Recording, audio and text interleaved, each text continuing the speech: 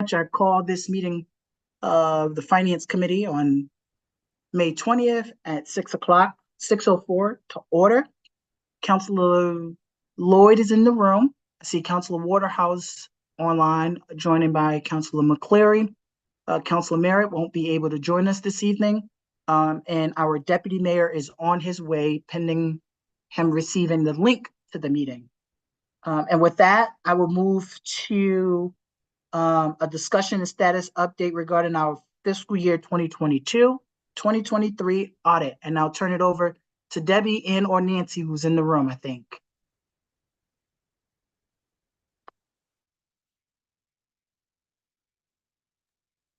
Can't hear you. Can you hear me? Yes. Okay. There really isn't any updated status from the last time I updated you all. We are awaiting the draft from the auditors. They keep asking questions and the same questions over and over and over again about a couple of items. So we are painstakingly working through those issues with them. I have another meeting scheduled with them for Wednesday morning at 9 a.m., which I am hopeful that would be the last of their multiple questions on the particular subjects. But without a draft, we really can't move forward. Once the draft happens, we review that as a team. I have the audit consultants kind of waiting on deck to come in and do that review with us, so we're making sure we're not missing anything. And then we have to just write the MD&A and then return that back to CLA, and then they prepare the final statements. So it's probably going to be another couple weeks, but I can't give you a definite because we don't have the draft, and I don't know when CLA will be giving it to us. From my understanding, they're busy working with other clients. They have a lot of clients this year. So, you know, they're busy working on other stuff too. So they fit us in where they can, and unfortunately, we don't have the draft. So thank you, Debbie, for that. Quick question. I know we're 5 months behind schedule, right? Do you foresee us getting this done before July 1? I know. I would have thought we would have had a draft on Monday when I came back from vacation last week, because that's what CLA told me before I left for vacation. So then the whole week I was on vacation, I'm assuming they were either working on other clients' information or what have you. I touched base with them Monday when I returned, and it was they were going to work on it Wednesday, Thursday. They would get in touch with me Friday with additional comments and questions, which I think I got an email from them around 4:55 on Friday with questions, and started working through those this morning when I got to the office at 8 o'clock. So I can only go as fast as they give me information and ask me questions. So I would have thought the audit would have been done and finalized and filed by the end of May. Now I'm hopeful if we can get it done by the end of June. We will move as quickly as we can once we get the draft. You know, it won't be a delay on our end by any means. We'll make it a priority, as it has been a priority for us. But again, I can't predict what CLA is going to do and how quickly they're going to do it. Okay. Any questions from members of the committee? Cindy, any questions? No. Related to this? Mr. Chair. Okay. All right. Debbie, thank you so much for the work that you're doing around the fiscal year 2022-2023. I will reserve my comments for the 2024 plan, because I want to know if we're working on that simultaneously so that we're not late. I know we're late, and being late isn't good, but I think it's I think we're gonna have a better outcome than to be a whole year or 11 months late. Because last year I don't think we approved our 22 audit until November. Or we filed it officially with the state on October 31st of 23. Yep, on October 31st. So if we can get this, I know I wanted to get it done February, March, but I understand, you know, the industry is having some issues. And my understanding, I know we are going out for RFP for our audit. So hopefully we get a lot of interest in wanting to do that. And not saying we're going to pick another firm other than CLA, but it would be good to have some competition because, it seems like the staff is doing their job. I think you told me they have about 85% of the information they needed in December.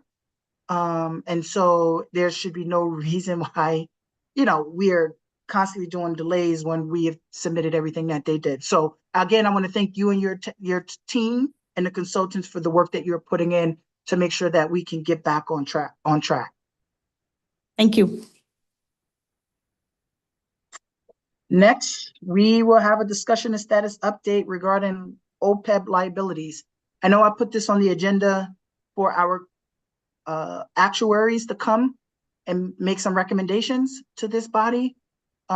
Nancy, Debbie, town manager, do we have anything or is there anybody? Yes, we have Rich from USI, formerly Hooker and Holcomb. And we also have Chuck here from Brown and Brown. So we have both of them in the house and they're here to do a brief presentation and then answer any questions and have dialogue with you. Great, thank you. Thank you very much, Debbie. Can you pull up the slide? Okay, so what you're looking at is we were working with Debbie and her staff and really the task was what can you do to try to put the post-retirement medical costs under control for your current active group. So what can you negotiate? And one of the ideas we kind of worked through with the group is to put in this concept of putting in a premium cap. So right now your retirees pay nothing for post-retirement medical coverage.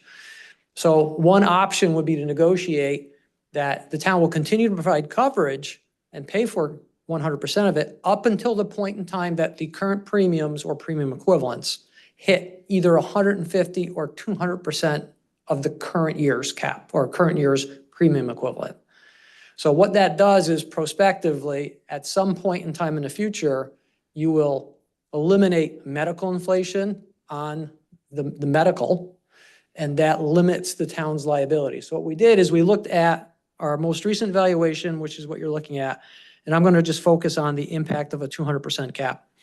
So under the current column are the liabilities that we have as of July 1, 2022. The estimated column is if you implement a 200% cap for active employees, meaning when they retire, the retiree premium equivalent will be capped at 200% of current levels. That will reduce the liability, assuming it applies to all actives, roughly $5.8 million or roughly 15%. So it'd be a 15% drop in liability. A 200% cap takes approximately, if you look at footnote 2, takes approximately 14 years to hit. It's going to vary depending on what medical inflation really is. But based on the assumptions that we have in our evaluation, it would take approximately 14 years to get there. So we also ran same idea, but we capped at 150% of current costs.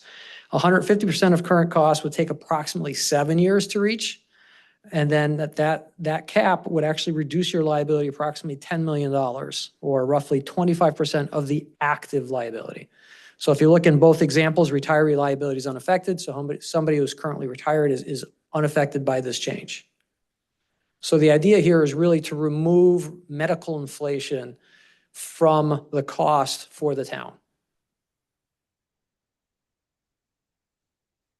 Questions? Any questions from members of the committees before I go? I think that went over probably everybody's head. So my question is that $10 million change on 150% cap per year or just a combined total net of 10 million for the combined 7 years and on the impact? That means as of July 1, 2022, if we reflected a 150% premium cap, it would drop your liabilities $10 million in that valuation. And it would stay lower basically forever because you're capping medical inflation.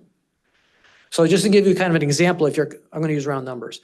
If your current medical costs are $10,000 per person, $10,000 goes up every year with medical inflation. What this estimate does is says, we're gonna let that premium go up with medical inflation until it reaches 150% cap, or from 10,000 to 15,000. Once it hits 15, the town will not reflect medical inflation in their cost. The retiree would pick up the medical inflation from that point forward. So we would do 150 of 10,000 is 5,000. So we would essentially cover 15,000. Anything over that, it would go to the retiree and to the current employee. It would go to the retiree after they retire from the town. Okay. And so are we implementing any additional programs for them to save to capture that additional increase that they're going to have to take on if we do this? This cost estimate only reflects a cap on the premium. It doesn't reflect any kind of offsets or any other mitigating things you might want to do. Okay. Do you know how this will impact taxes and our budgeting? Or is that something that the staff should do? I can't comment on the impact on taxes. Debbie there? Debbie, do you have any pros or cons to this proposal?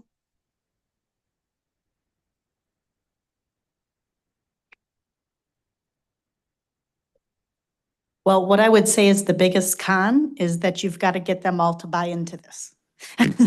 And we've talked about that before.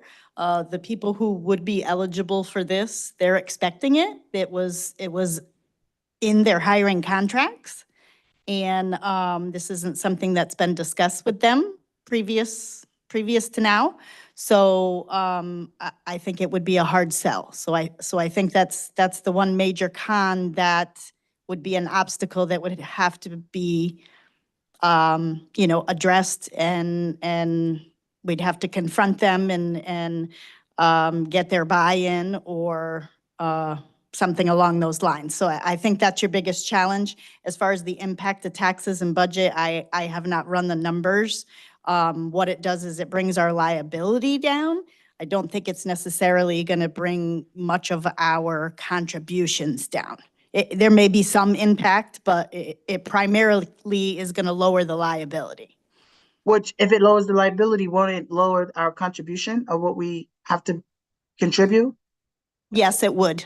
I don't know if it would by the full 10 million though. No, we'd have to No. run the number. So it won't by the full 10 million. We'd have to rerun that number to see what that looks like. But 10 million would come off the balance sheet as a liability. So your And balance sheet would look $10 million better.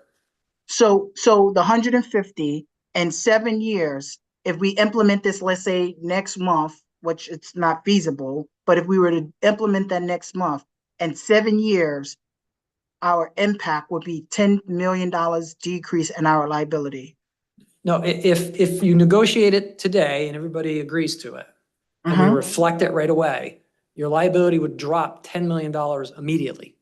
Oh, Because as soon as you make this change to the plan, we have to reflect this change in our evaluation because it exists. So once it exists, we have to reflect it. So your liability would drop immediately $10 million. and what would be year to year? What would it look like year to year? That number ebbs and flows because you don't know. Yeah, I mean, a 10 million it's a permanent reduction in liability. It's a liability that you've eliminated that you're never going to have. Okay. Got it. So the next step is to refer this to the town attorney and labor attorney?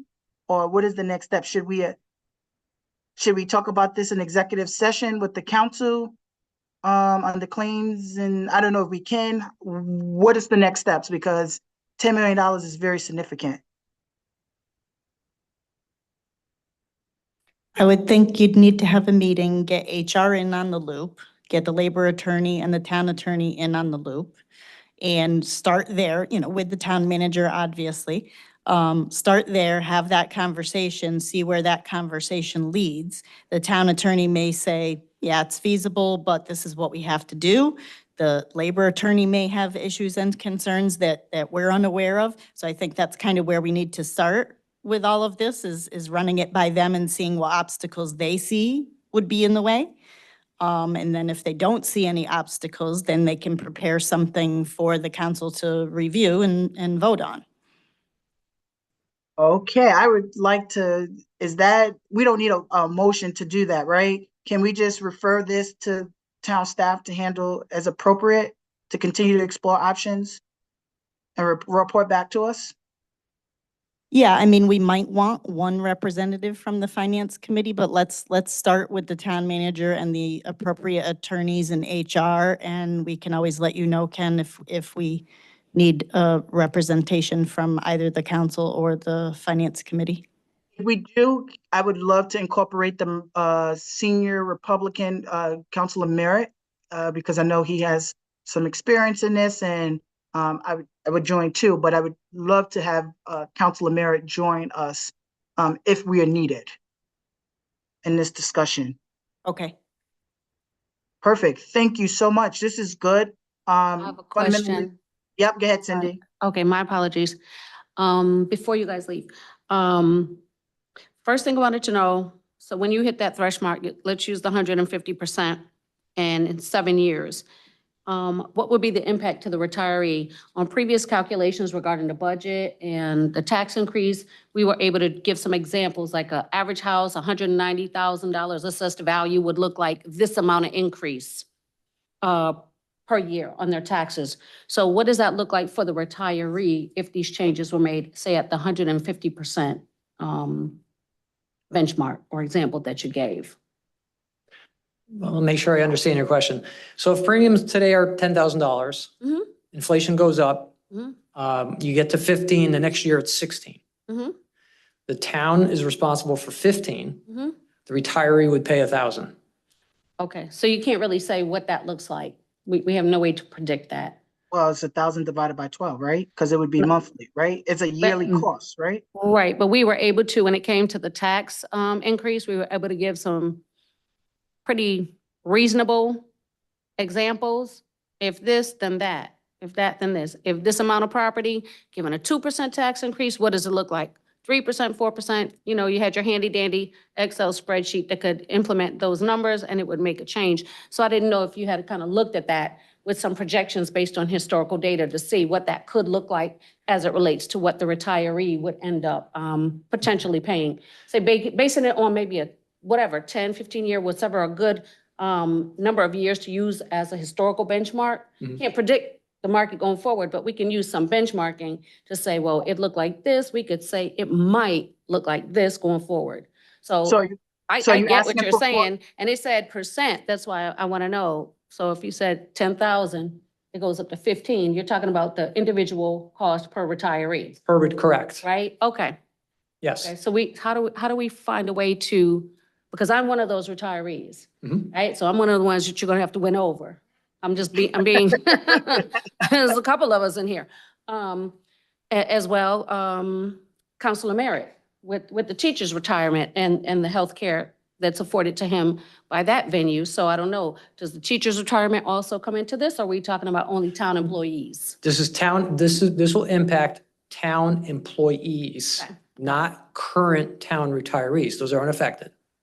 Okay, so that's a good clarification. I'm not sure if that was understood by everybody. So those that are already retired will not feel the impact of this. Correct. Okay, but in consideration of those folks who, to Debbie's point, came on under a certain expectation, right? What does that look like for them? We had some changes at some point that were voted upon by a body, but everybody wasn't happy about it when we decided to get rid of pensions. Right now, we have 401ks for 57, whatever it is.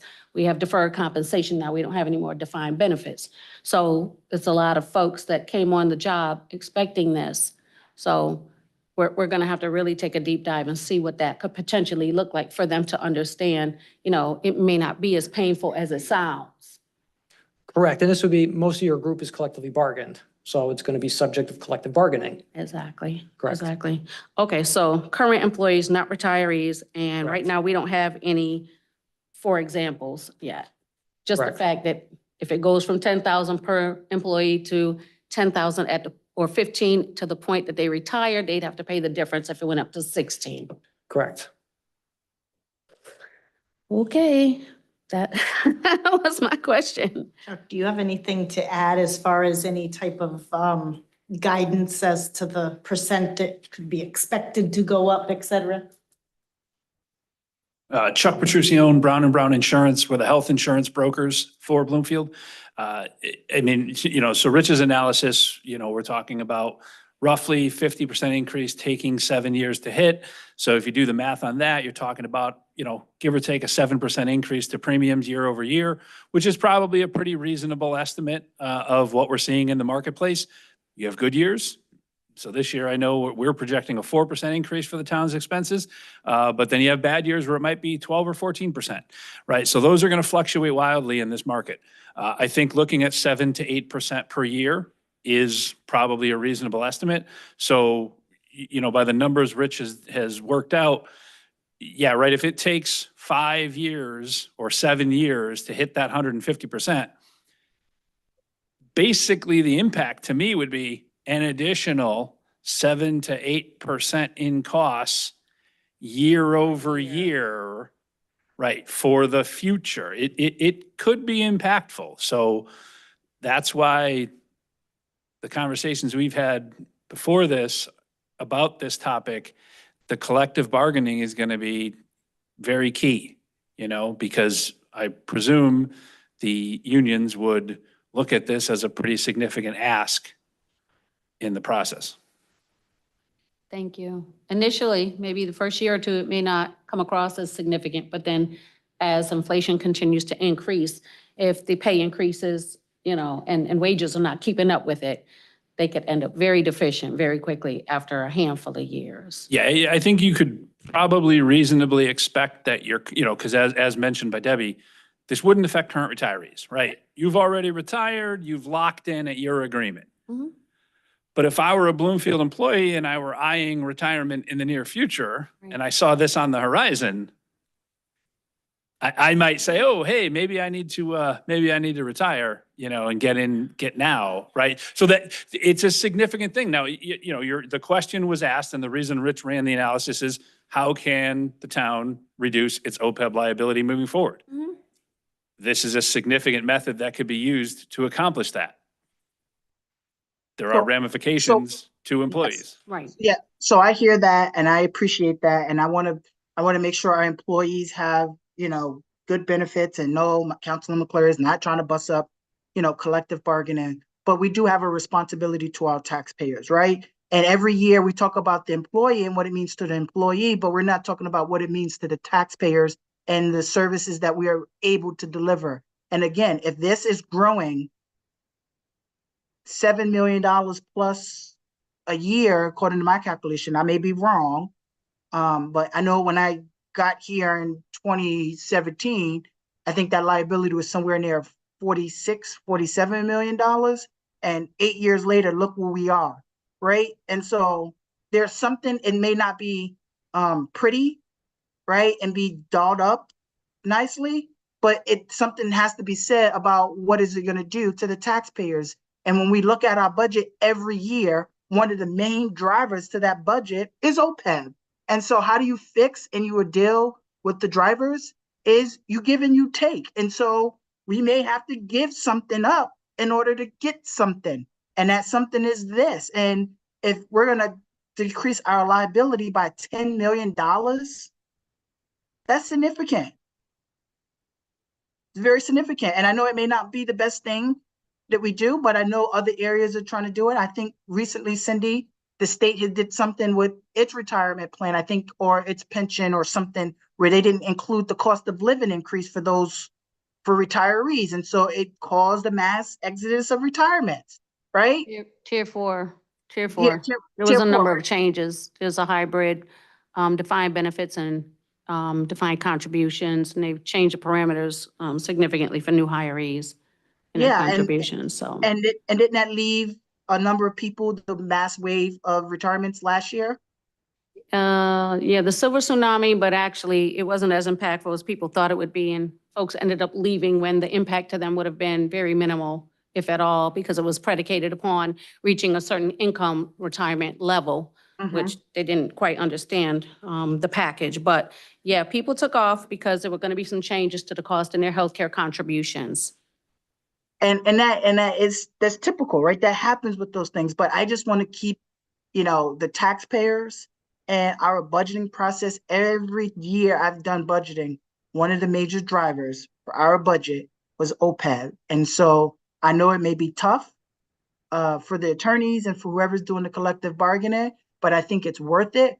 And, I may not be on the town council in 7 or 14 years, but I can assure you the people who are going to come behind me are going to be thankful if we did get this change, they're going to be thankful for us being able to do this because we're going into the structural issues that are affecting us. And if we don't, we're going to hit a fiscal cliff that we're not going to be able to come back from.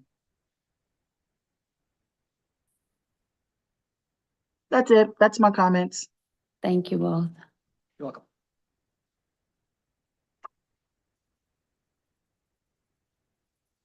Next item on the agenda, let me pull it up. Oh, God. 1 second. Don't have it in front of me. Want to help Next out, item Councilman Clary? is the Got it. update in status against the Mission Square retirement. Debbie?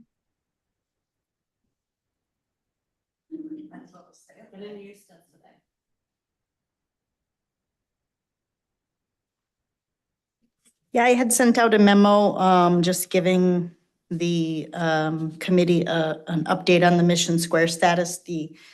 This has been going on since the day I started here, August 7th. And we have been working through it as a team in the finance department, mostly head up by Erica and myself. And we've actually been going through person by person and making sure contributions were made properly, timely, et cetera.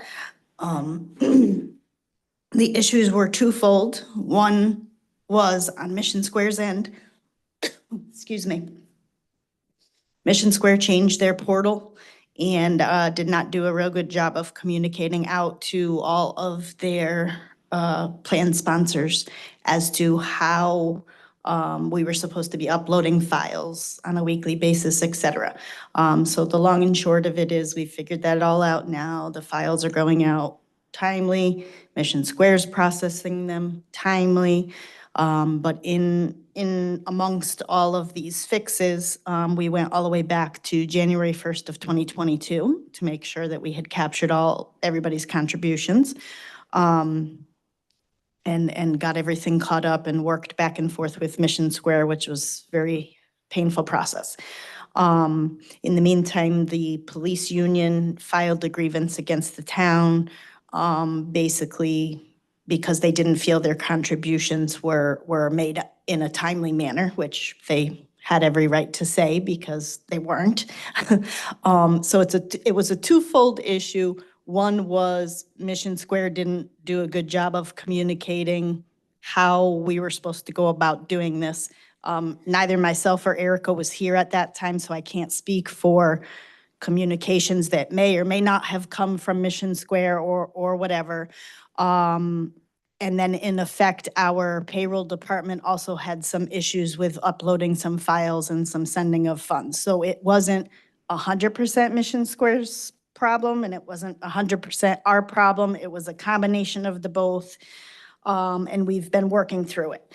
We've been meeting with the police union representatives regularly, and they've now insisted on a third-party audit to not only audit that the contributions were caught up and met and in compliance with the plans, but also as to how the gains and losses were calculated by Mission Square.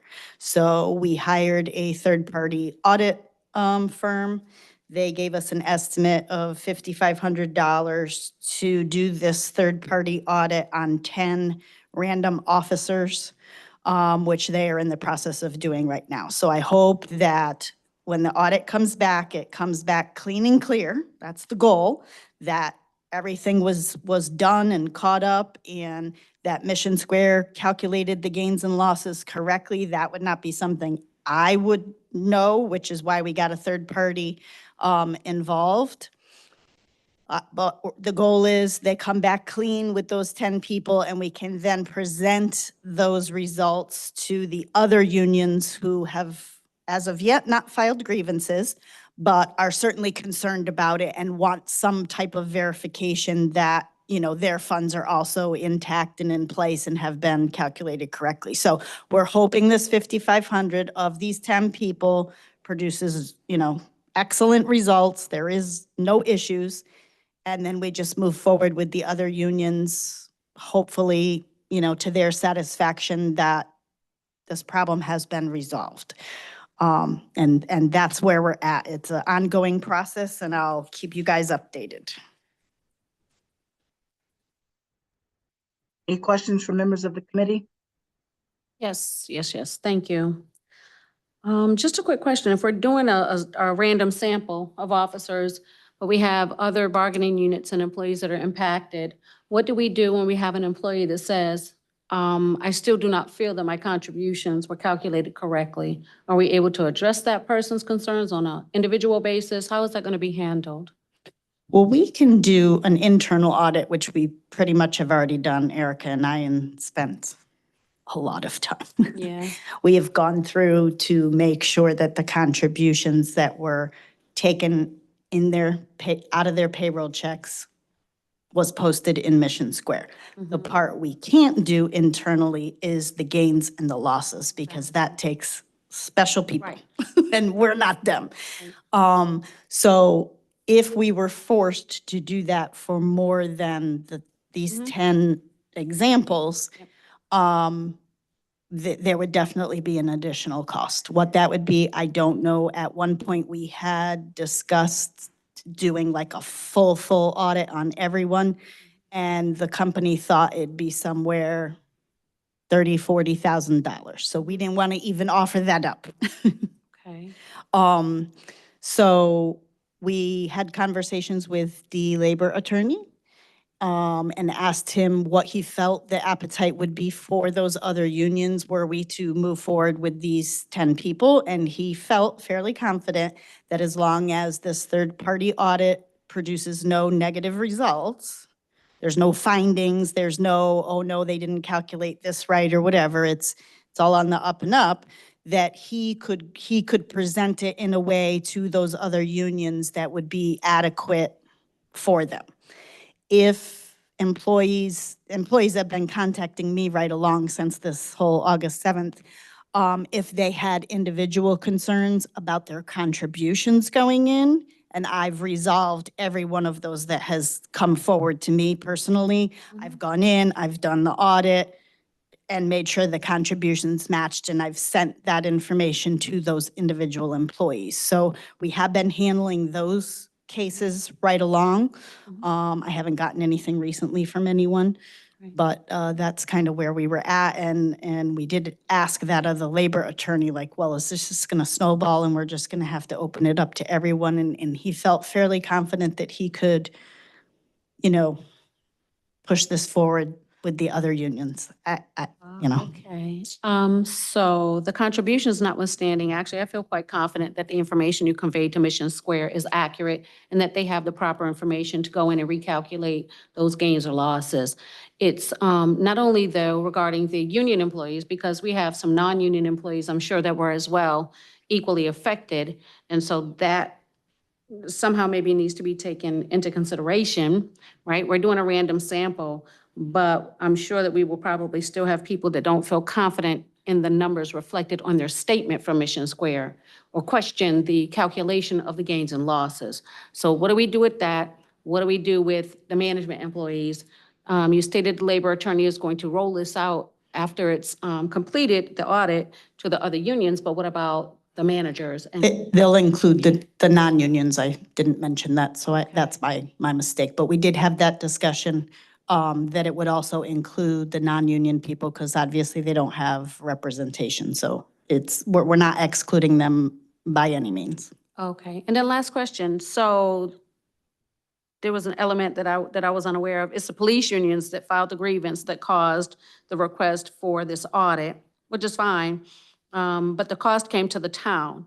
So when Mission Square, to your point, as well as the town may have had a couple of snafus on both sides, why is it the town that bore the responsibility of that? Particularly, I'm asking for the back of my mind in the event that further questioning comes and we need to do further audits, right? Which is a bigger dollar amount.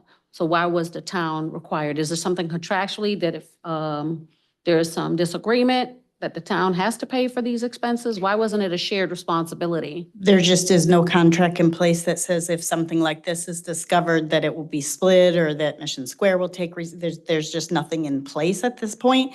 Nobody was expecting this big debacle to happen, and believe me, this is happening across the state of Connecticut with pretty much everyone that uses Mission Square. We are not unique. I mean, I don't know about their grievances and all of that, but the issues with Mission Square are not unique to Bloomfield. It's, Even more the reason why Bloomfield maybe shouldn't have paid for it, right? Yep. But we're anyway, trying to fulfill the grievance, yeah, absolutely. and that this is how we had to go about doing it. Mhm. You know, I would have been satisfied with, and we tried to go this route, to have Mission Square representative who actually did the gains and loss calculation on some of these union meetings with the police union and the attorney and the labor attorney and HR. And I mean, we had a whole slew of people. And I would have thought that that would have been a good explanation, and Mission Square was willing to open a Teams or a Zoom meeting to go through like an example of how things were calculated with either the entire police union or an all staff or whatever we wanted. They were willing to do that. And the police department didn't want to have anything to do with that. They wanted a third party involved to audit it. So that's where we had to go. So I have one more question. Okay, so that notwithstanding, right? I can only reflect to the past that I'm familiar with. And when I was previously working for the town, each individual contributor was able to pick their plan. For example, I may have wanted to have really aggressive investment opportunity and options, where somebody else near the end of their career may have chosen that their contributions be invested in a very conservative fashion. Is that also a factor, or is the plan administered universally and equally the same amongst the plan participants, or do they have individual options? Because that is now. They have individual options, and one of the obstacles in the way of the third-party audit is the fact that two of the examples that I had sent them, unbeknownst to me, these particular officers actually had 30 different plans, 30 different investment allocations right. within one plan. Right. And we're actually asking this third-party audit for all three plans, so the 401, the 457, and the Roth. Mm-hmm. So as you can imagine, even just to do 10 people that have allocation investments all over the place, it's a very time-consuming technical process. Right. So that's the reason why the cost is kind of so high, and it's going to take time. It's not going to be an instant, you know, get back to us in a week type of thing. Mm-hmm. That is one of the obstacles, and they have to go through every single allocation, look up what the trade value was at the specific time. Yeah, I mean, it's very Exactly. time-consuming, and that's why I can't do that part. And I don't think 5,500 is outrageous for 10 people. Right. It's not, and it's a random sample. So that, I get that. So those were just my questions, and I kind of figured that it may have been individual selections as well, which will make it more laborious and not be able to have apples to apples from individual to individual. So I still think we're going to have employees that may not be satisfied with their particular contribution reports, and I kind of want us to try to maybe think about what that looks like and how we can allay that person's concerns. Because to your point, somebody had 30 different allocations on one plan, and then you have another employee whose profile is totally different. I don't know what we're going to do with that, but thank you for the clarification. Thank you. Debbie, I have a question. Sorry. You said that there has been a number of complaints related to Mission Square. Have we thought about exploring other options that may be out there? And then second of all, in the case that folks feel like their calculation is wrong, who's responsible for that? Do we have to come up with the number? Do Mission Square have to come up with the number? Does our insurance carrier come up with the number? Who comes up with that? Well, we as a finance department can't come up with the number as far as the gains and losses, if that's what you're asking. That's No, like, a- so if Mission Square says that there is a gain of, like, let's say employee A, right? That they calculated through this audit that it should be, it's showing 15, it should be 35. Who comes up with the extra $20,000? Does the town have to come up with that? Or does the Mission Square come up with that since it is wrong? And if there's a loss, but it's showing a gain and they decrease it, are we responsible for taking that money from the employee when they think that they have X amount of saved? I Just think it wondering. depends on the time frame of when that contribution was made versus when that contribution should have been posted. And then we would have to analyze that very particular batch and see whose responsibility it was for the timing.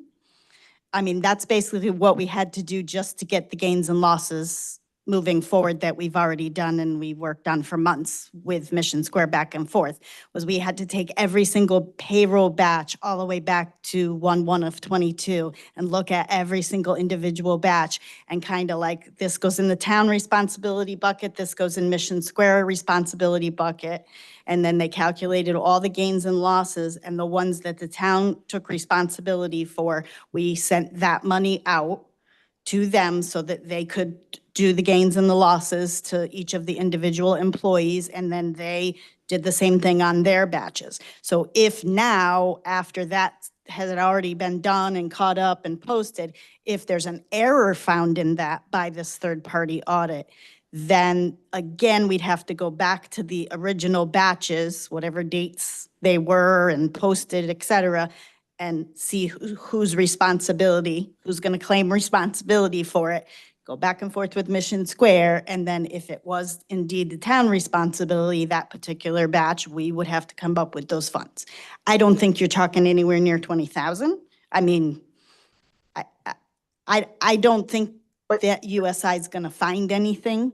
I think that they're going to find that the gains and losses were calculated fine, and the only issue would be, as Counselor Lloyd stated, if other unions or non-union people insisted on something more be done than what's going to be done in this third-party audit. Yep, I agree with Councilor Lloyd, and my only concern is, and I think I shared this with you, and that's why I want the committee to be updated, is that we don't have any financial major risk, and then the fourth quarter next year or another budget year, we're saying, oh, because we have to cover this Mission Square era of, 125,000, 200,000, that is significant, that's a big number. And so I just want to make sure that, or a million or two, whatever, that we don't have any long-term liabilities out there or risk. And then to answer the question, did you answer the question as, have we explored going with another vendor? Or is there any other vendors out here that do that type of work that Mission Square does? And when is the contract? And when is the contract up? Is it a bid? When are their contract up? When Phil was here, we did have that discussion because he was here when we discovered all this. And we did discuss the possibility of sending these services out under RFP to see what other vendors would be willing to bid on it. We have not done that. Phil left. We were in limbo, and poor Alvin has just got here. So it wasn't something that was on the top priority list for us to be forcing another RFP through. We've got a lot else on our plates right now that's top priority, but it's definitely something that we will discuss, with Alvin going forward. If it's something that he wishes to pursue, we can definitely pursue that. I do know there are other companies out there. I've worked in other towns that have other investment companies. It's not to say one's necessarily better than the other.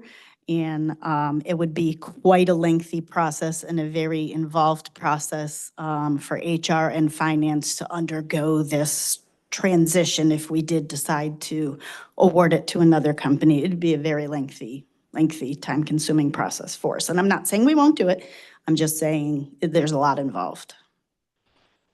So we can consider it and discuss it with the town manager. Thank you so much. And is there any additional questions?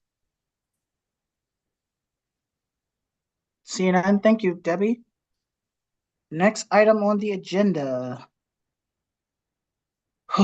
Next item is the white. The discussion possible of action regarding unpermitted work fees, building department.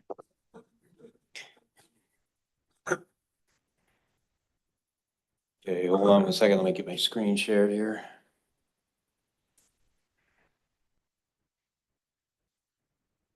Okay.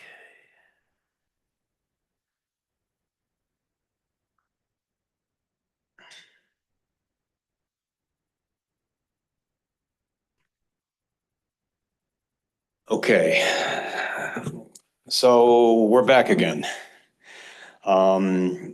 I know council, I can go through the slide, but I did modify this slide presentation to accommodate some of the changes, so I can briefly go through this quickly. Dwight, can you just do the changes that we've had unless there's any objections from the committee? I think we're familiar with the achieved goal that you're trying to get to. I know we just had some updates and some concerns about it, and you were supposed to come back with the updates to those concerns. Yeah, gotcha. You just go to those concerns, just so we can Okay. make sure that we've level set and that it is okay with the members of the body, and then we'll push it up to the council. Yep, okay. So, think here. The original proposal that we had was for unpermitted work was, it was not inclusive of people who already had, inherited work, didn't know, what unpermitted work was. So let me dig down here a little further. Okay, so here's what I did to redo this. Let me get up here. So basically I said, except, so whenever work for which a permit is required by the state building code has commenced without first obtaining said permit, an investigation fee in addition to the permit fee may be assessed. My screen is,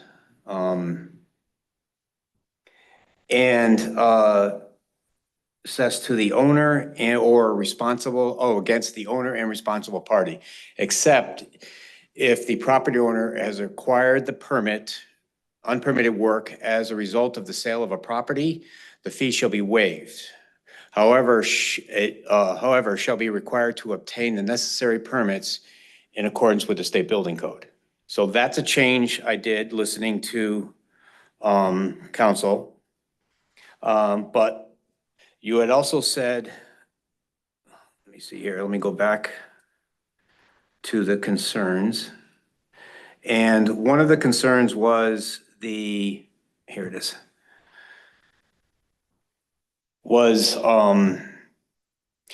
residents may not have a good understanding of what work requires a permit.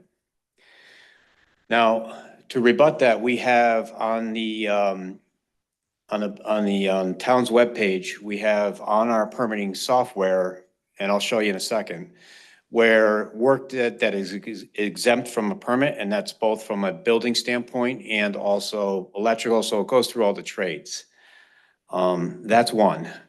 Two, fees associated with the new ordinance may be unreasonable. So typically, and I'll show you in a second, some of the other towns, it seems to be a trend towards doubling the permit fee, stuff like that. And then the last is the residents that inherit unpermitted work should not be penalized for the work that they inherited. So I think I captured that in a new rewritten proposal. Now let me bring up the other part, which is two things. Escape out of there. Now, to combat the other part, here's what some of the other towns are doing. So let me pull this up. Okay, so West Hartford, unpermitted work is equal to the permit fee, but not less than $150.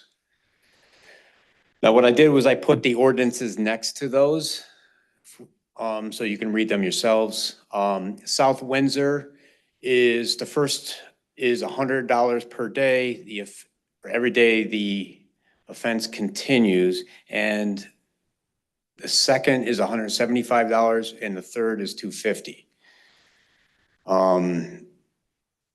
Offenses. East Hartford is $99 plus the permit fee. Has 5 working days to obtain a permit, or $99 for each day after 5. Manchester is 2 times the permit fee. New Canaan is $200 or equal to the permit fee, but not less than. Stanford is $200. That's nothing new. That was there before. And Weathersfield is new, and that is 2 times the permit fee.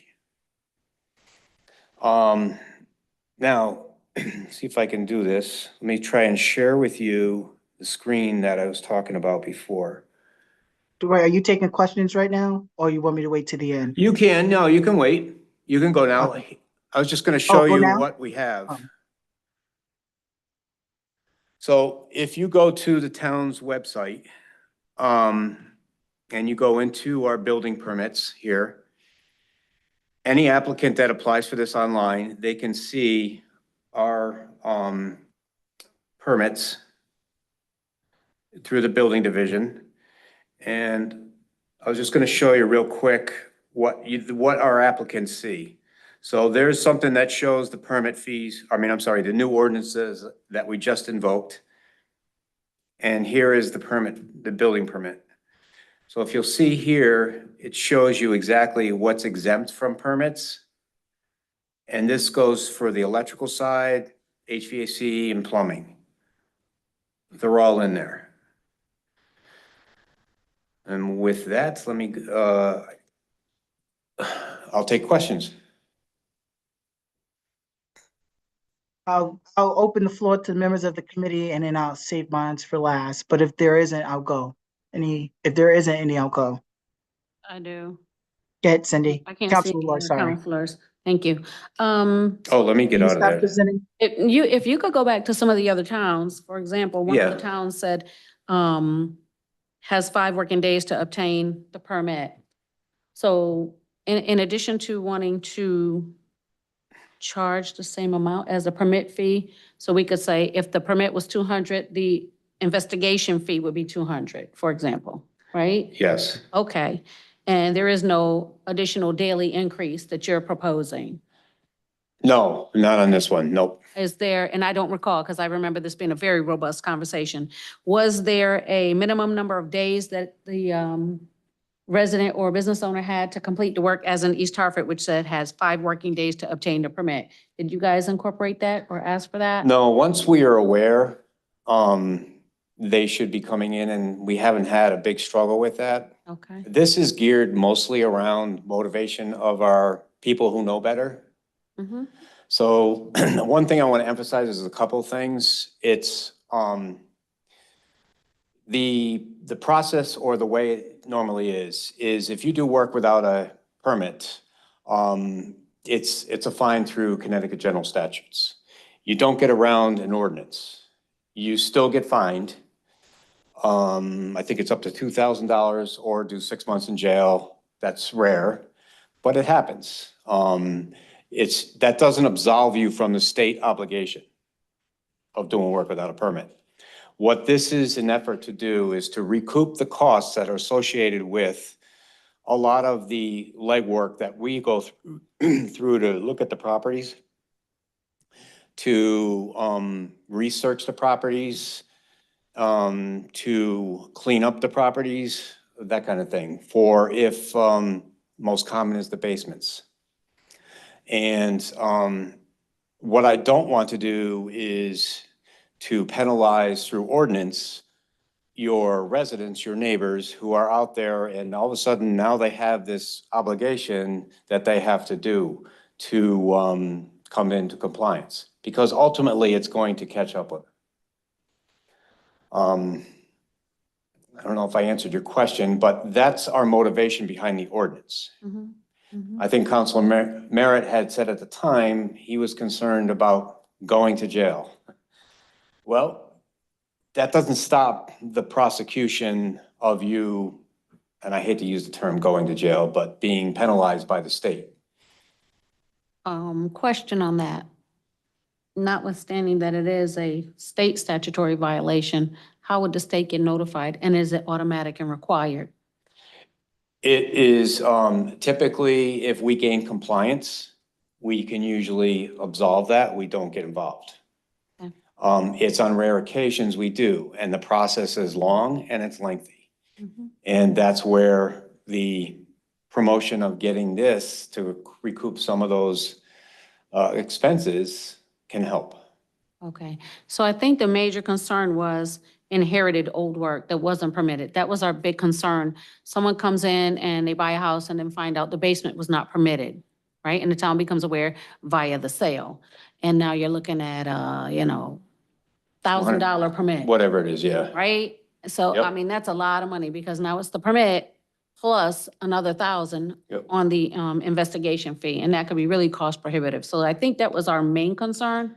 And then I just had a concern about the number of working days to establish a permit, make sure that wasn't a part of it, because I know you guys, you need more bodies. So for you to even get it done within 5 days may be a challenge for the town. So notwithstanding that limitation, that's why I asked about that. So, okay, thank you for the clarification. Mhm. Dwight, I have a question. Sure. The back to the language of they won't be penalized if through the acquisition of a property if the work is unpermitted. Is there anything in the ordinance that says if they decide, for example, let's say somebody's attic, they turned their attic into livable space and it's not permitted, right? And they buy the house and then they realize that it's unpermitted and they want to do something and put a bathroom up there. Does the ordinance say that they would have to then upgrade and get the permit work for the attic and including the bathroom? So they always have to get the permit to close the permit. I mean, to close out the unpermitted work. So if I purchase a house that has a attic that is unpermitted and it's livable space, and I go to do work and I find out that the space did not get any permits, I didn't have to go pay to get the permits and have somebody come and inspect. Correct. But what if I don't do any work in that and I'm never made aware of it? So Then- it doesn't matter. And when there's a transaction for a sale of a house, typically they have a individual title searchers that are supposed to come in there and review all that. That's what they call their due diligence. And a lot of times what happens is the real estate people are supposed to fill out a disclosure form for that, just for that reason. Now, if it gets through those hurdles and it does get into unique situation like this, because people are becoming more and more aware of this, then the obligation is still on the property owner. What happens is that in your situation, in your example, where you have a attic that is unpermitted work, yet habitable, well, it's not habitable because in the eyes of the state building code, if, let's say it was an attic and somebody converted that over to an attic, the egress window may be too small, it may be several issues with that. So they're asking us to legitimize let me rephrase this. They're asking the town to assume the liability that that is safe to occupy and asking us to endorse that installation, and we can't see in the walls.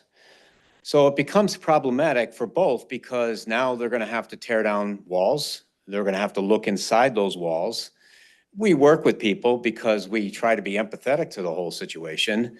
But at the end of the day, the way it's viewed is that, they're asking for us to endorse that it's, hey, safe. And, and so that's where it really becomes the problem. I know this is nothing you can do because of state building code, but I just want to get on the record. I have serious concerns because if somebody purchases a house and 95% of the stuff in there that is not permitted, and you're expecting them to tear down sheetrocks and walls and rebuild, that becomes very, very, very costly on an individual, and maybe would bankrupt an individual if they don't have the financial resources to do so. And so there has to be a better way.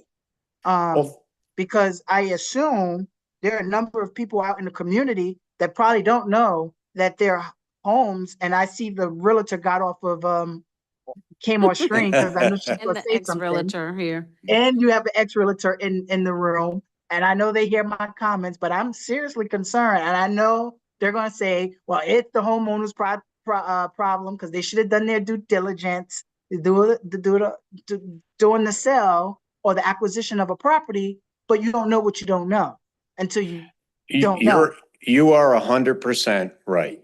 However, you're living in a ticking time bomb, so to speak. You have no idea that that's safe. You have no idea. And I've been out to some of these houses that they've been legitimized, or no, I should take that back. They've actually done work without permits. So I go out there and I found some pretty scary things. And it goes right from egress windows that are undersized to, live electrical circuits buried in the walls. And you're in there with your kids and family and you have no idea what's ticking behind those walls. So you're 100% right. However, the goal here is the safety umbrella. And so that's kind of what we stand under. Mhm. It's all about safety.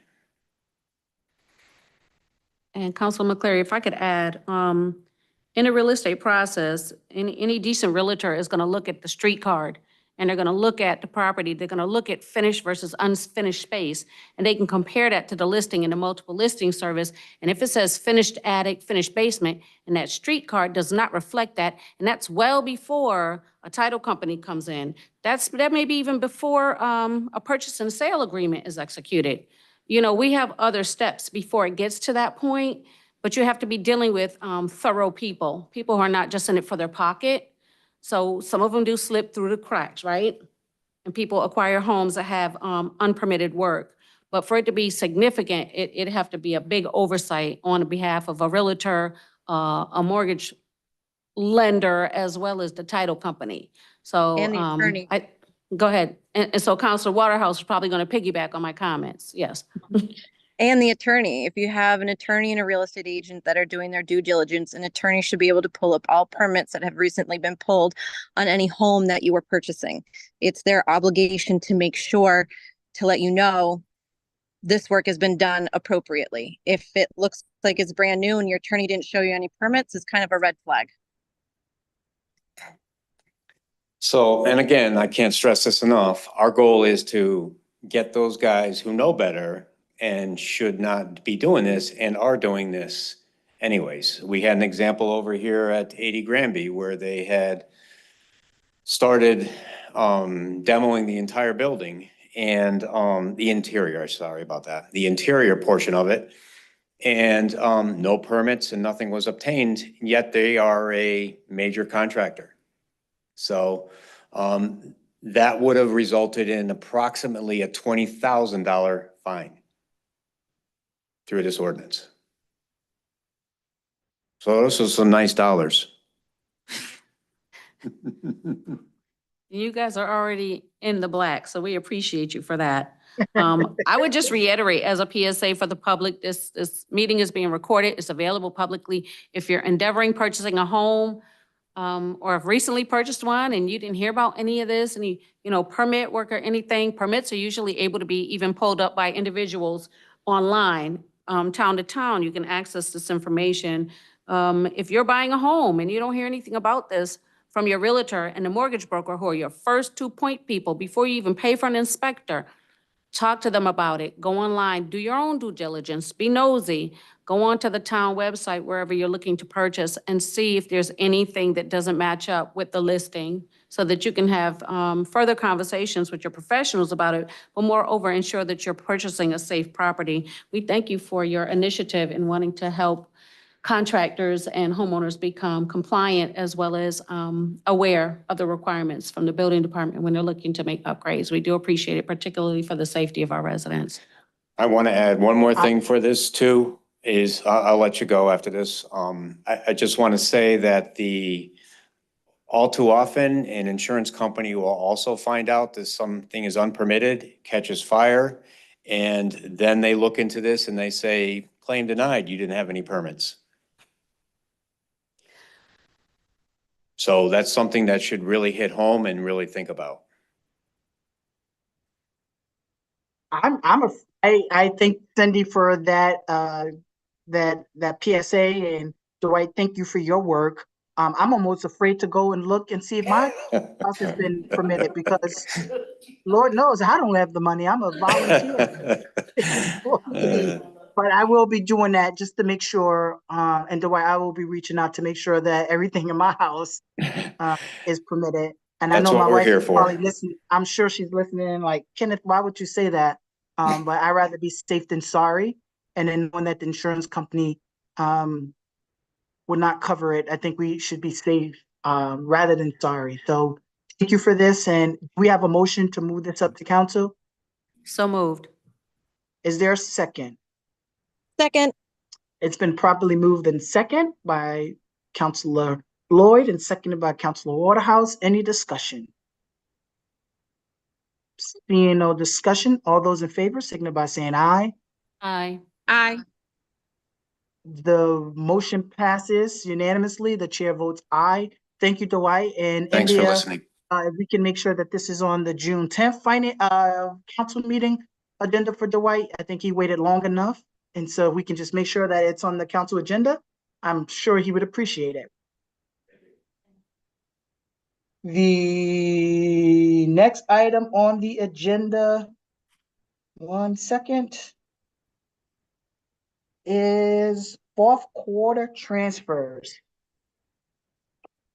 Debbie. Hello, again.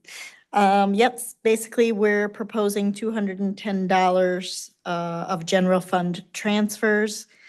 And that's taking 210,000 from the PD support services full-time surplus projections, putting 10,000 into town manager retirement for the new town manager's contract in regards to retirement. And 200,000 is going to be used to shore up our accrual account that we've had to pay out over this last year. People who have retired or who have left voluntarily has been getting charged to this account, and it's in the negative. So we're proposing 200,000 be used to shore up that account. And that is it at this time for fourth quarter transfers. Any questions from members of the committee? If not, in accordance, do we want to read the resolution? If you can scroll up, India.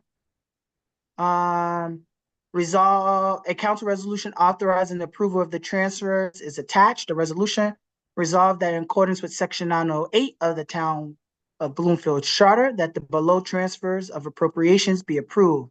The amount below are free from encumbrance in the 2023-2024 general budget from 03110700-5111, the police support services full-time, an amount of $200,000. The above amount are to be transferred to the following departments in the 2023-2024 general fund budget. 20120000-51283, town manager requirement in the amount of $10,000. 09105 900-51117, FC paid benefits in the amount of $200,000.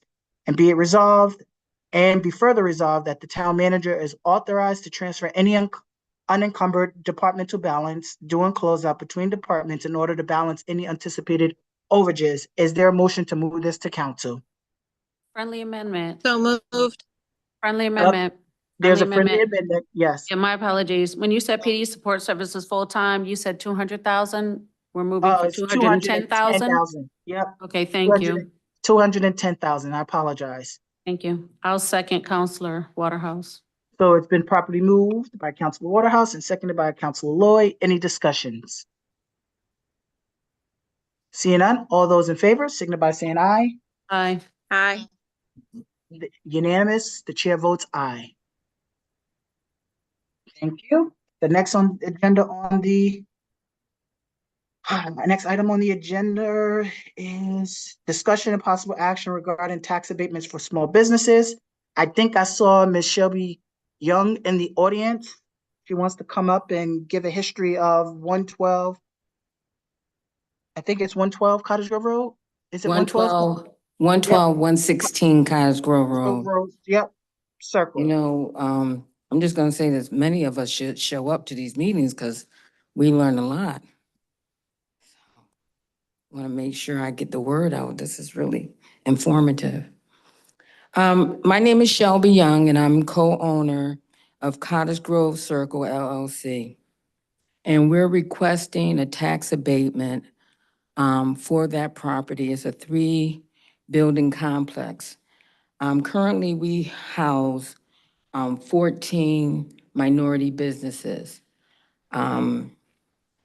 I am looking for some support for our complex location from the town of Bloomfield in terms of providing us with our request for a tax abatement. Our complex here at this location comprises minority small businesses, and that would be basically like 13 Black businesses and 1 woman business. When we purchased the property in 2020, we decided consciously to lease to as many minority businesses because we were housed in an underserved community. We are located on the east side of Bloomfield. Right now, we have attracted minority-owned businesses. It's like 93% onto the complex. Our small businesses are majority African-American, as I mentioned, and West Indies. Our goal is to create a collective group of businesses that can relate and serve our underserved community and thrive. We have built that foundation. And what I want to say is that when me and my partner decided to purchase this complex, I lived in Bloomfield. I've been in Bloomfield for 50 years, and I've watched Bloomfield change and unchange and remain the same.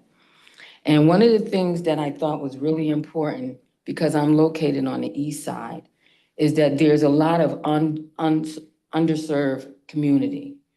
And they need certain services that basically they probably don't get in one place.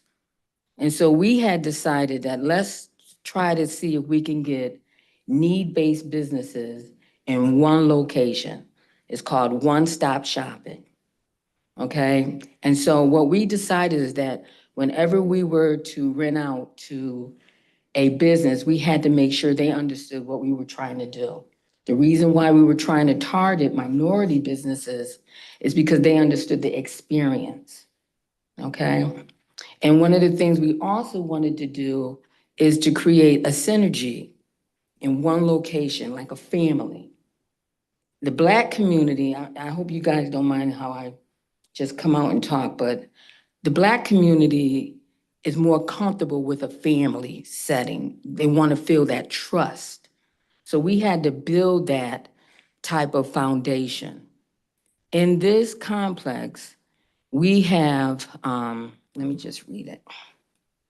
We have need-based businesses such as insurance, financial investments, healthcare, Medicare, Medicaid, Connecticut Access Health, taxes, immigration, home health aid, legal services, notary, construction, home improvements, real estate, rentals, and driving school.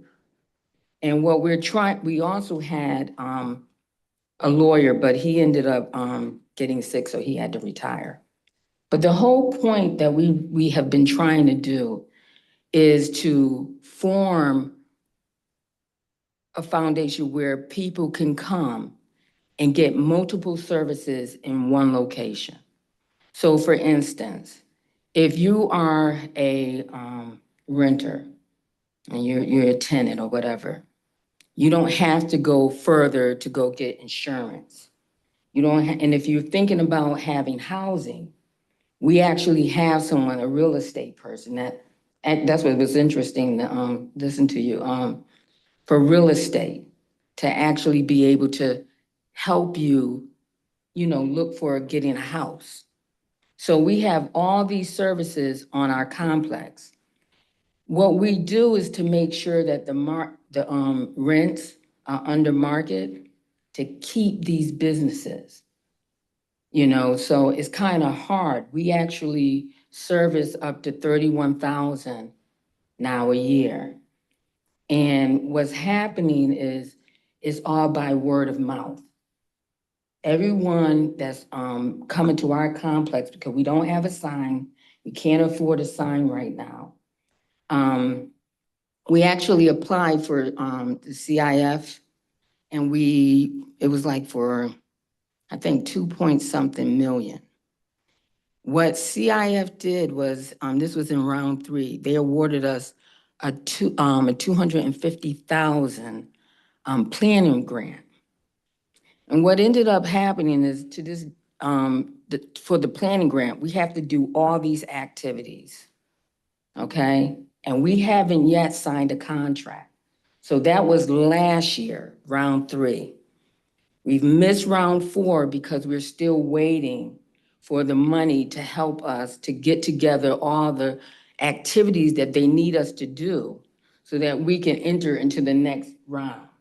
So we've missed round 4 and we've missed round 5. And hopefully we're waiting for round 6. But we first have to sign a contract. This process is very slow moving, okay? We even know people from round 1 that hasn't signed their contract. At this point, even if we was to acquire a construction contract, we still have to compete. So even though they gave us this planning grant, we have to use it for specific things, and the specific things we can't put a sign up, anything. It has to be just for like gathering people together and doing, soliciting their input and that type of thing. So, and then also doing the architectural renderings and that kind of information. So in the meantime, we're having a hardship because we're trying to make sure we keep these businesses, okay? And what we're seeing, we don't want to lose them, because this is just like a what do I want to call it? A little Wall Street, little Black Wall Street. Everything that you have or you could possibly imagine, you can get on our complex. We are a resource center. And what we're trying to do is to convert one of the units into an information gathering so that we can reach even more of the tenants. For instance, just listening to the young lady right here speak about unpermitted work. When she spoke, it seemed so simple. Like, don't everybody know this? But I can tell you that my community, that just knowing the word unpermitted work is going to be new. So you're going to have to break it down. So what we're trying to do, and I wish some of my our small businesses could come, but it was late notice. But what we're trying to do is to have multiple businesses like State Farm and Driving Edwards come together and do information sessions to educate not only the parents about their kids, but also educate the parents about the type of insurance, actual cost value versus full replacement cost. Because our community, because of lack of information, isn't aware of things like that. They're not gonna know about, we have housing, how they need to prepare. So we're trying to help them not only understand the language and the terminology, but also to understand the paperwork that's involved. We have a lot of small businesses that come to our complex, lots. I mean, when I say to you, over the last, excuse me, I'm kind of nervous a little bit, but over the last few years, we've gotten up to now 31,000. And we have a lot of small businesses that don't know the paperwork language. I mean, you just assume you're saying quarterlies. Well, everybody doesn't know what's involved in a quarterly. And when you're understanding W-9s, well, everybody doesn't know what a W-9 is. This is language that they have to be taught. We have to share. So what we're trying to do in our complex, besides the small businesses, and they're all underserved small businesses, is to get together and to teach our community.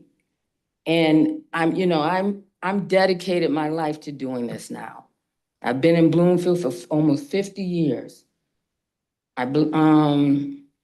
August 21st would be 50 years.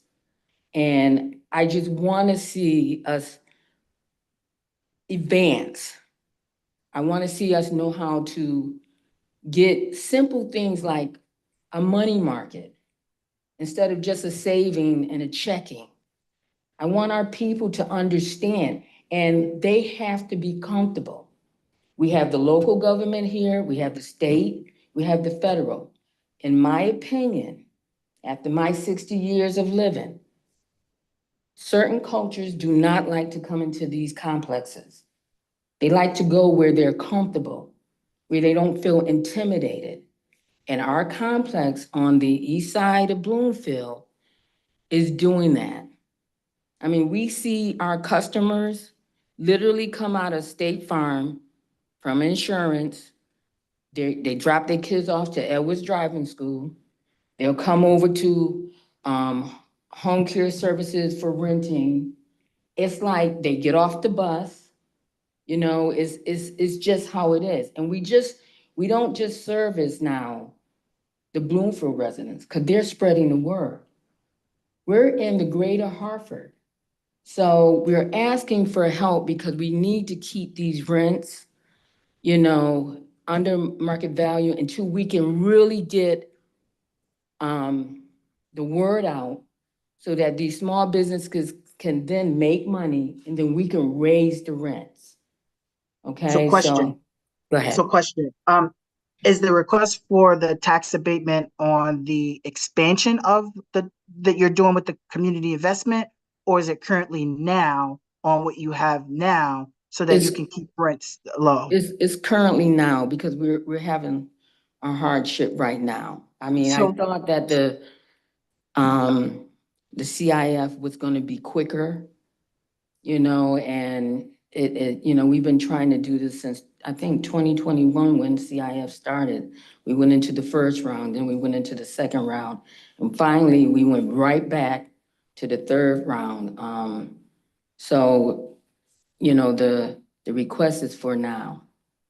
So, Shelby, thank you for your presentation and the work that you're doing on the east side as the Home Roots, Black Wall Street property. I'm very happy to see that someone that looks like me owns a major piece of real estate in a very important part of town that is helping support and doing wraparound services. The current policy states a number of criterias that I don't think, based on what I hear, that your organization does not meet. But what I would like for town staff to do is to explore, I don't know if we have to refer to governance or somewhere else, but explore options to help support businesses and nonprofits and other community stakeholders who come to this body with support relative to their taxes, because we understand as a body that everybody is struggling, and if we could help everybody, we would be able to help everybody. But I would like for us, I don't know, town manager, if that's through you or Jonathan Coleman, the Land Use and Economic Development Director.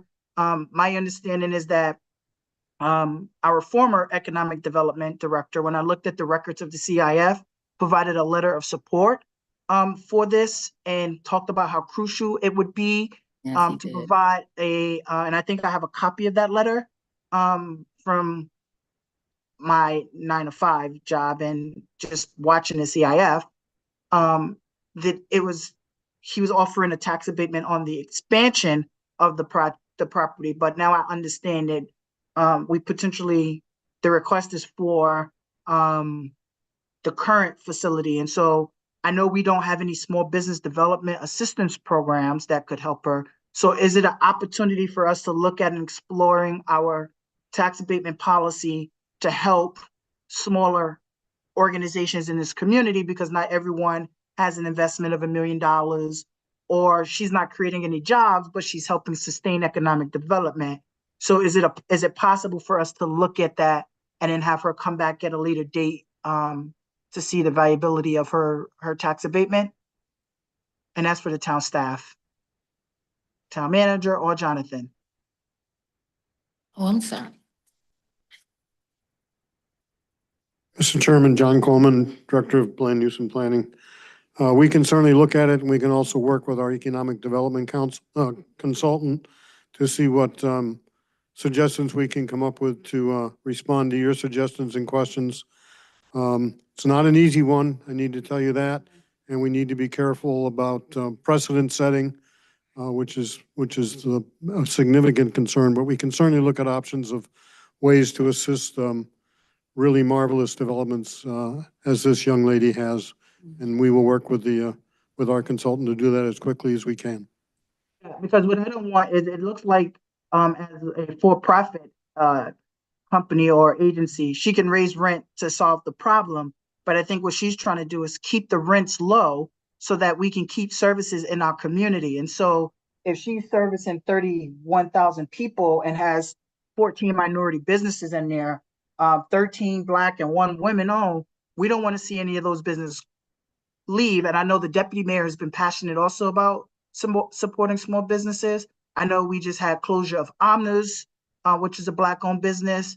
And so what I'm concerned about as a counselor is that there's going to be a precedent where a number of Black-owned businesses can't afford rents. I don't know what Omnis situation was, but it closed. What I see here is a woman coming to this government asking for assistance so that she doesn't have to raise rent on 14 Black-owned businesses in the community. And so there has to be something we can do without setting a dangerous precedent to help support her and her organization. And I would like to see that done. We will do it best we can, sir. So is this a update for, will you have a recommendation for us at the next finance committee meeting? Or when would you have your next update for us related to this? We can certainly give you a preliminary update for your next finance committee. I don't know if we'll have a finalized plan by then, but we can certainly give you a status of where we are and how far we're moving along. But I would not commit to a final plan by then. Okay, and can you tell us if the current policy does not fit her organization, if we were to do something, how much that will cost the town? We can estimate that, yes. Perfect. Can we get that? I was trying not to have a June finance committee meeting, but this is important. And if this has to be the only thing on the agenda, I would really like that. Is there any other questions from members of the committee or counselors that's visiting? Comment. I just want to say thank you for the work you do. Historically, going back a couple of hands, I know who's owned that property and the hands and how it's changed. So you're doing great work there. And while some of the parameters for the abatement you may not fit, but Council McCleary, I beg to differ with you because vicariously she is employing people by those 14 occupants, hiring people and employing people. So, you know, depending on what the verbiage is, you may fit some criteria that you didn't initially think that you didn't meet. So thank you, Mr. Coleman, for taking the action item to look into that and see what we can do to try to accommodate this, because the big boys always get the abatements. Yes. But what about the mid-sized businesses? You know, then somebody wants to come in and rent a space in Wittenberry Mall, right? And then they'll say, well, where's my abatement? I mean, it's not apples to apples when we talk about this. This is a complex, right? But she's not a Cigna. So I think it is worth a look into what we can do for businesses that are coming in and allowing opportunity for many people to come in, start businesses, employ people who are contributing to our community, Yeah, right, in many meaningful ways, whether they live here, shop here, they spend dollars in Bloomfield. So they are investing in Bloomfield as you are. So thank you. hopefully we will be able to revisit this with some hopeful news. And so, and mentioning the grant, you were saying, you know, you couldn't do anything as it relates to the taxes, but you're limited. You couldn't have used the SIF grant for that anyway. Right, So, and I asked. Right. I was asking them it's for not the it. PPP. Yeah, this is not the PPP. We're trying to even get a Right. sign out there so we can, you know, Yeah. yeah. Okay. Thank you Yeah, very much. since, Councilor Lloyd, I agree with you. I didn't look at it from that perspective, and that's why this council makes a very, very good team. And so, yeah, I would hope that we would get some feedback for our June meeting to kind of help this complex. Any additional questions? Seeing none? We will go to the review of the 2025 budget items added during council deliberations.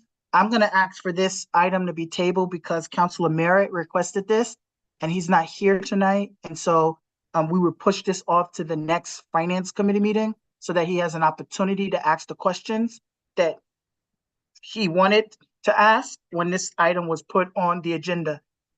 Is there any objections from members of the committee? No. Okay, so that will be tabled. The next item on the agenda is the discussion and possible action on the employee hiring freeze. This also was placed on the agenda by Councilor Merritt. And so hopefully, we will put this on the next agenda item for him to ask the questions that he wanted to ask of the town staff related to this item. Is there any objections for tabling this item? No. No. Great, perfect. So that will be tabled. Discussion regarding the fiscal year 2024 audit start plan.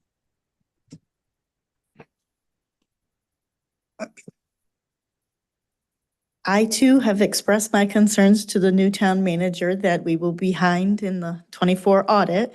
And we will be. I cannot make a promise at this point that we will be filed by December 31st. I would love to be. And I think the one major stumbling block at this point is the continued not balancing to the Board of Ed. We're trying to resolve that by getting them up onto Munis. I do not know if they're gonna make the July 1st deadline. They have been working pretty much 2 training sessions a week with the Tyler representative for a couple of months now. So they're definitely making progress. They are putting in the time and making the efforts, which is good news. But the balancing is not moving forward. They are still short-staffed over on their side. They do not have a payroll person, so their AP person is doing double duty with doing payroll every other week as well. So she just does not have time to sit with us and balance those records. I did have a conversation with the town manager last week, and we are exploring other ideas of how we could help to speed up the balancing process. And we're still looking into that. We don't know if it'll be an outside consultant or what it will be, a part-time temporary person or whatnot, but we're exploring that now, and we will keep you informed. It is probably what it's going to take to get it done, but at the same time, it's not just on the town side that the resources are needed, it's on the board side. So even if we throw a body at it and fund it to happen, it doesn't mean that it's going to happen quickly, because we've still got to rely on Board of Ed staff to be able to provide us with their information so that we can balance both sides of the book. So we're looking into that right now. We're trying to get a jump start on it because I don't want to fall behind like we have in the past. But as of right now, it's not resolved, and we're definitely going to be needing to meet with members over on the board side, probably Dominic and Nevadita, with the town manager and our finance team to see what we can come up with to help them on their side. Because like I said, it's not just our side, it's their side as well. So we're looking into it, and that's about all I can tell you about that. The other thing is, we do have to go out to RFP for the 24 audit, which I believe Nancy's staff, her and her staff have already sort of been working on, writing that RFP, et cetera. And who knows if we're gonna get other companies to bid, or if CLA will be the only ones to bid again. I have a list that I can certainly share with the town manager of currently how many towns in the state of Connecticut have what auditors, and CLA is way overstretched, way overstretched. I don't know the numbers, but when you look at the sheets, it's just page after page after page of CLA. So, I don't think they're in a position going forward to have timely audits for the entire state of Connecticut for all of their clients. So, maybe it's a conversation that our town manager can have once we get the 2023 audit completed and filed. Maybe it's a conversation that we can kind of have at that point. Thank you, Debbie. Any questions for members of the committee before I go? No. So I'll go. You said that you don't know, first, number one, you don't know if a body will help. But my recollection is when we hired 2 consultants over on the town side, it significantly helped us. Is it possible for us to get a consultant and to help support the Board of Education for the task of reconciliation monthly, so that we can speed up and try to hope that we're not late? Because this will be the 3rd or 4th audit late, and I'm trying to improve every year. So last year we were like, what, 10 and a half months? Well, 11, 12 months late, almost a year late. This year I'm trying to improve it, and I was hoping for the 24 audit we would not be late. And so is there any solutions or recommendations that you think we can do and put in place to ensure that we are not late? Because I think I share my concerns with what the Finance Committee is, that we're tired of seeing late audits. And so I assure you, we're probably willing to put whatever resources behind the audit to make sure that it's not late. Because I don't want OPM to continue to see that we're late, and then they put us on like a watch list, or, they threaten us to do state oversight or whatever the case may be. I just want to make sure that we do everything we possibly can do and give you all the resources that you need to ensure that we don't have a late audit. Yeah, I really think the next step is for finance and the town manager to sit down with Board of Ed representation and see what their needs are on their side and how we might go about filling that need. Because it really is quite dependent on them. And I don't know what their books look like. I don't know what their accounting system looks like. So I can't speak for them to say, hey, if we just send you this body on next Monday, are they going to get the balancing caught up in a month? I Well- can't speak for them, so I need them to be part of the conversation and come up with solutions of their own. And that's not to say that we won't help or come back to you guys and say, hey, this is what we came up with, and we need a body on their side and a body on our side, or whatever. I'm not saying we won't come back to you, but I can't right now today stand in front of you and say, this is the solution and this is what we're going to do. We need to get the Board of Ed in on this and, committed to speeding this up for next year as well. And I'm sure that Alvin will be able to, host that meeting and have open communications with the board members that are involved in the financials. Thank you so much. Whatever we can do to get that, please let me know. Because what audit would be dependent on when we make those short-term bonds goes, and the short-term notes go into actual bonds? Because I know we did bands, and those bands have to turn into bonds. So at some point, we got to go out to the market and have a audit complete.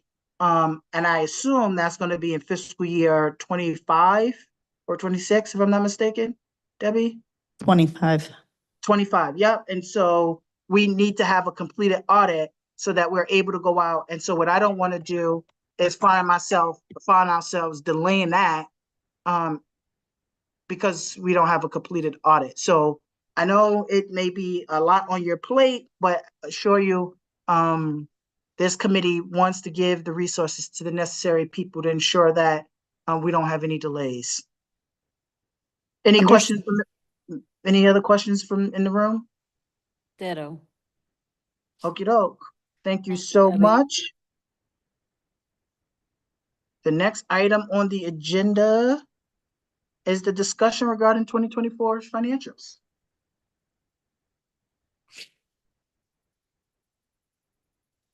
Okay, so for 2024, we have total revenue received of 102.8% of the budgeted amount.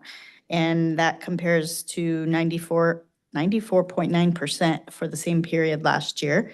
The tax collection for the current year levy is at 101.3%, which is a bit higher than last year. At this time, it was just over 100%, 100.1. The investment income, as you all know, continues to trend positively.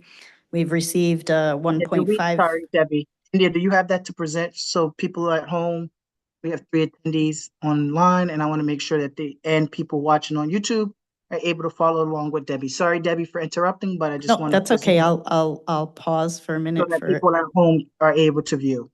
yep, India Follow. is gonna pull it up. Thank you so much.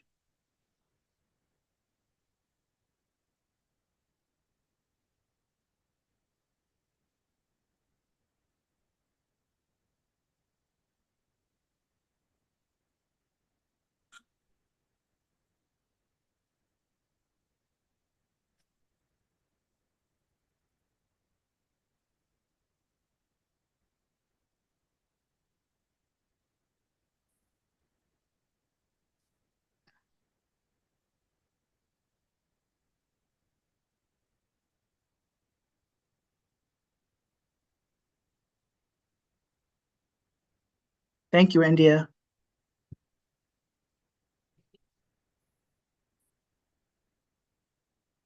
Okay, so the investment income continues to be, Went away. uh-oh, hold on, sorry.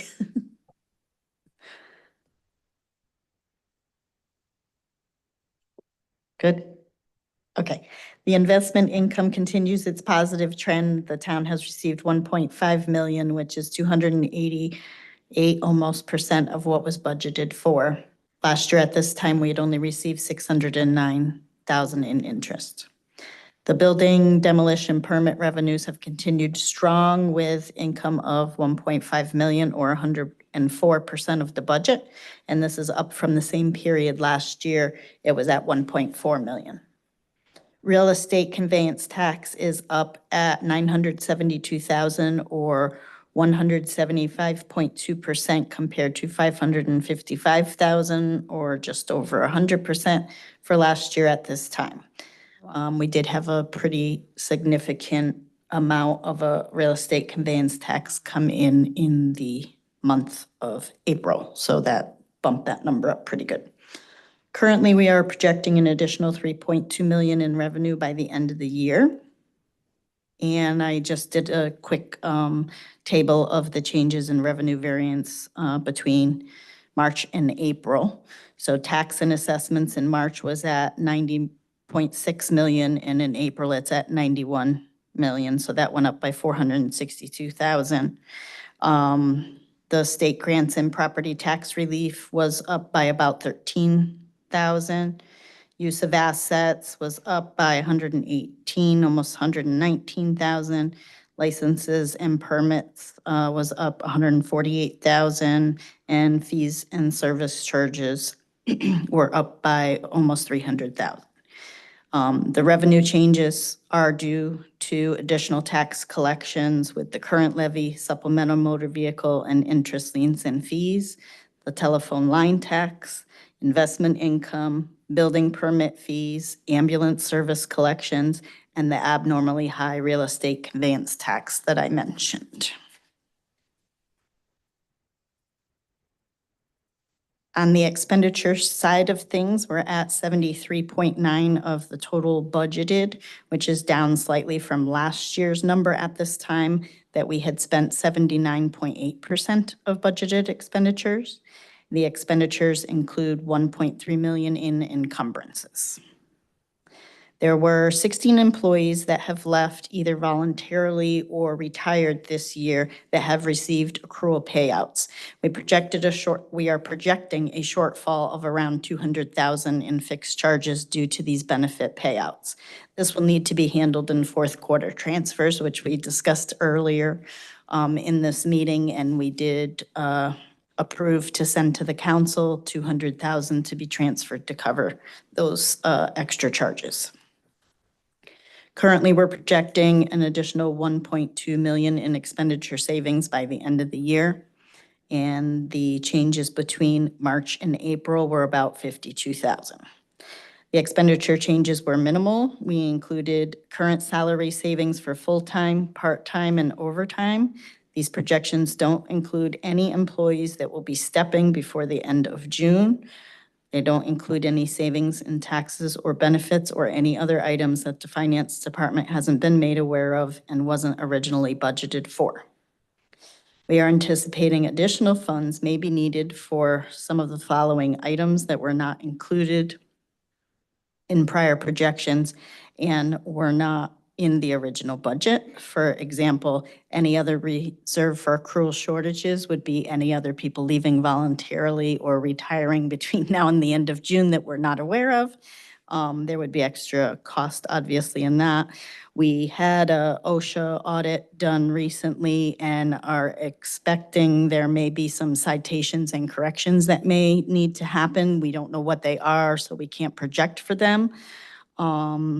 Mission Square, the third-party audit for the PD grievance, we have handled the current $5,500. HR put it into, or took it out of their budget, so we're okay with that for now, but should something come up, in the future from another union or whatever, we would need to cover those costs from somewhere. The HR module of NeoGov and any additional attorney fees not included in the monthly retainer, such as for the charter revision or the town center development. And any other unknown expenditures that we might not be aware of at this point in time, they're not in my projections. So the projections probably will change. The fund balance for fiscal '23 is estimated, although not final because we do not have a final audit, to be 20.88%, which exceeds the council goals of 16.5% and is definitely within the town's fund balance policy. The estimated fund balance as of now for fiscal '24 is projected to be 21.51 if all the projections hold steady. And I'll go on the record by saying they never do. So please don't, take that 21.51% as law because it will change. The numbers change every single day. So that's just the projection as of the date I did this, and things have probably already changed.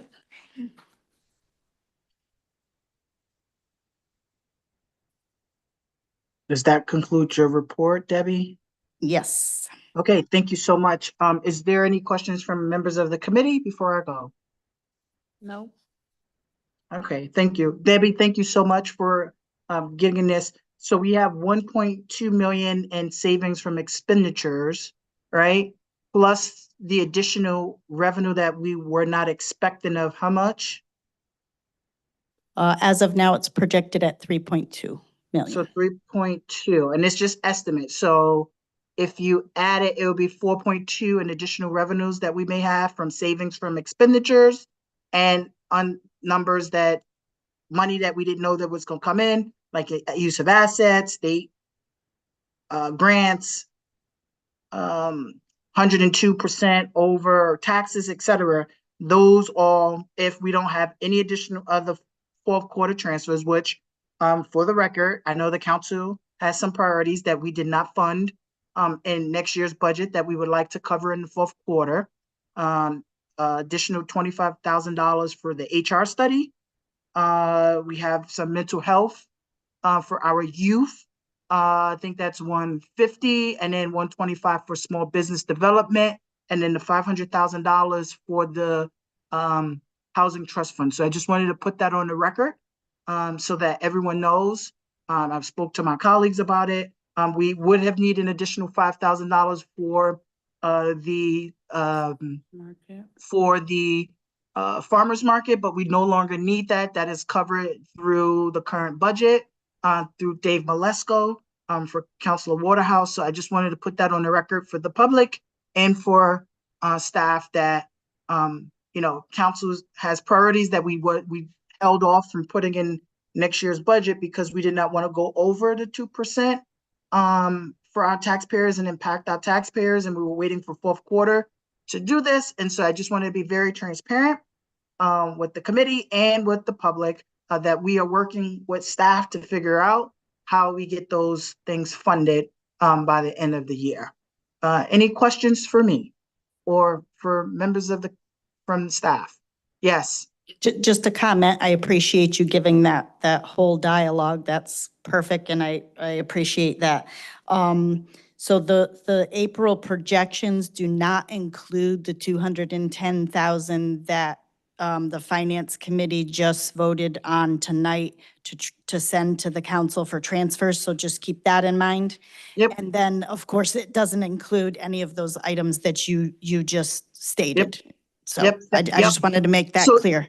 Yep, I do know that. And so essentially with the 4.2, if it's going to ebb and flow, it's not final.